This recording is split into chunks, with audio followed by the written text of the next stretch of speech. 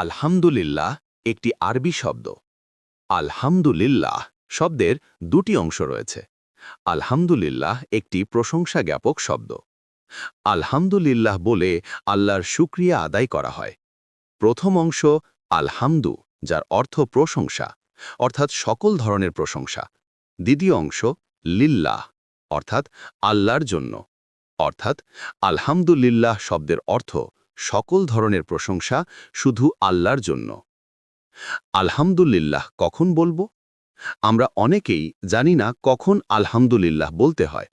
অনেক সময় ইনশাআল্লাহ বলার জায়গায় আলহামদুলিল্লাহ বলে ফেলি। আবার কখনো বা সুবহান আল্লাহের জায়গায় আলহামদুলিল্লাহ বলে ফেলি। আসলে আমরা শব্দগুলোর অর্থ না জানার কারণে বিপাকে পড়ি।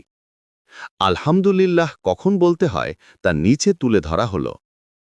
যখন কোনো খুশির সংবাদ শোনা হয় তখন আলহামদুলিল্লাহ বলতে হয়।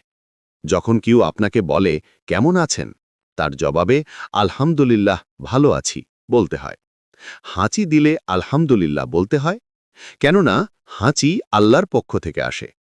কোনো বক্তব্য দেওয়ার শুরুতেই আলহামদুলিল্লাহ বলতে হয়। আলহামদুলিল্লাহ এর ফজিলত। আলহামদুলিল্লাহ বলার ফজিলত অনেক বেশি। আলহামদুলিল্লাহ মিজানের পাল্লা ভারী করে দেয়। যেমন হাদিসে এসেছে, রাসূল সাল্লাল্লাহু আলাইহি ওয়াসাল্লাম বলেছেন, ১.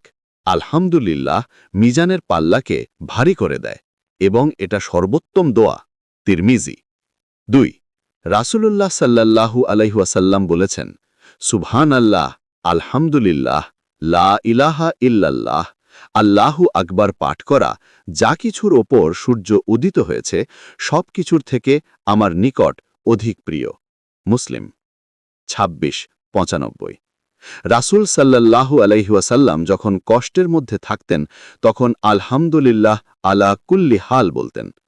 আলহামদুলিল্লাহ আলা কুল্লি হাল এর অর্থ সর্ব অবস্থায় আমি আল্লাহর শুকরিয়া আদায় করছি।